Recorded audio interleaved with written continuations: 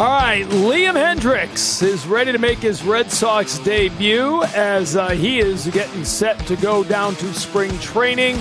And all systems are go for Liam Hendriks, which means when you see this happening, if you're ever at the ballpark early, just put your hands over your kid's ears because you don't need to hear what he's saying after every pitch. I'm just looking at the video. I'm like, man, I was fat.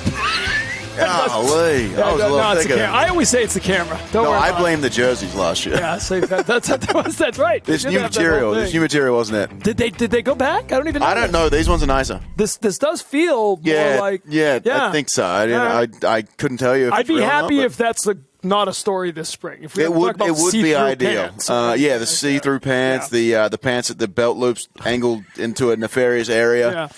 Let's not do that. You're good. You're ready to go. Ready to go. So I asked you before, 2022 was the last time you went into a camp, and that wound up going sideways. But you went into camp. 22 was good. That was the year. So I pitched the full year. I had a little bit of an elbow stuff going on. Turned out I actually did have the cancer up during that, but didn't know about it at the time. So I guess that's good. Yeah, I mean, I think it's actually better knowing, but but after the last couple of years, to be just able to know you're going down to spring training and you're going to take a ball and you're going to ramp up and everything is normal. How much does that mean to you?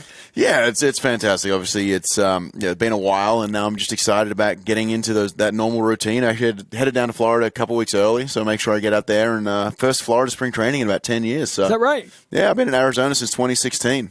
That goes back to Toronto? Yep, Toronto was 15. Yep. Okay. All right. Talk a little about where your arm is at. How, you know what I mean? You worked so hard last year, and I know you wanted to get back at a game before the end of the season. That didn't happen. You were putting in all the work. Yep. Does it feel stronger in some ways because you haven't been thrown in games? How different is that for a guy who's been through as much as you? Yeah, I mean, obviously, as far as the arm's located, it's on my right side of my body, and it usually hangs just slightly around here. But no, everything's good. Everything's going well. I feel great. It's been fantastic not to feel pain when I brush my teeth or do my hair or do anything like that, which is a nice change. And yeah, getting into spring and been raring to go. I've been long tossing, throwing bullpens, all that sort of stuff. I think there was the video of me playing catch in shorts out there at Fenway the other day, and kind of people thought I was crazy. And then look, this is how he's going to get hurt again. And yeah, right. Yeah. Slip on ice. Don't slip on ice. No, it's the grass. There was a football field there. It was fine. And I had cleats on. Now you got snow. Garrett Crochet coming here. You know, from the White Sox. Yep. Tell us about him. Yeah, so I spent 21 in the pen with him. 22, he was hurt while I was there, and then 23, I missed it while he was coming back. But look, he's a fantastic human being. I'm excited for him to finally get the kind of the donkey off his chest as far as, will I be traded, will I not be traded? That's out the window now, and he can look forward to just enjoying the season here. Because it's going to work out well. He's got a couple former teammates here with myself, Giolito, Romy Gonzalez. And I'm excited to see what he can do with this team. And look, he was able to do what he did last year on a team that was struggling. And I can't tell you how hard that is to do. To be as successful as he was on a team where you're going out there, if you give up one run, you're probably getting a loss, which is unfortunate. And so now getting into a situation where he's got more chance to get those wins, it's a big boost and a big boon for your confidence. Interesting bullpen right now. Whitlock's coming back. Yep. You're coming back. They had Fulmer's coming back. He was here rehabbing. Justin Wilson. You had Aroldis Chapman. We know what he's got.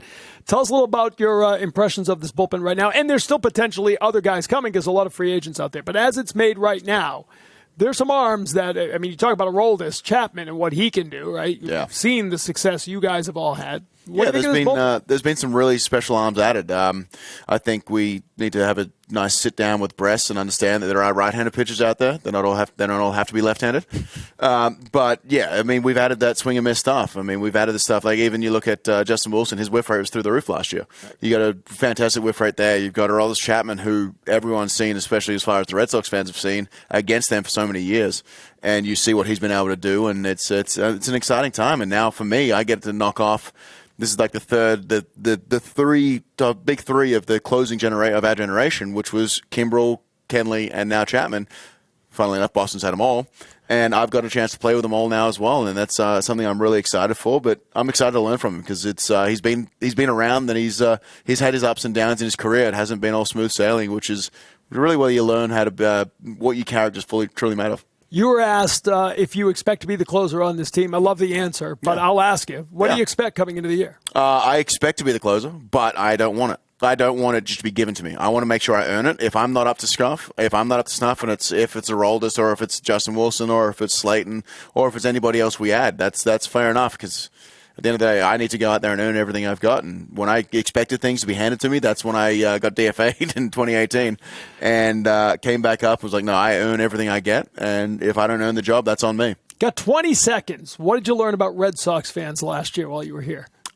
Just the passion. I mean, I don't think you've ever walked through a city and seen more hats of that team than I've ever been in. And coming from teams where we've split A's and Giants and then White Sox and Cubs, I mean, this is the Boston Nation, baby.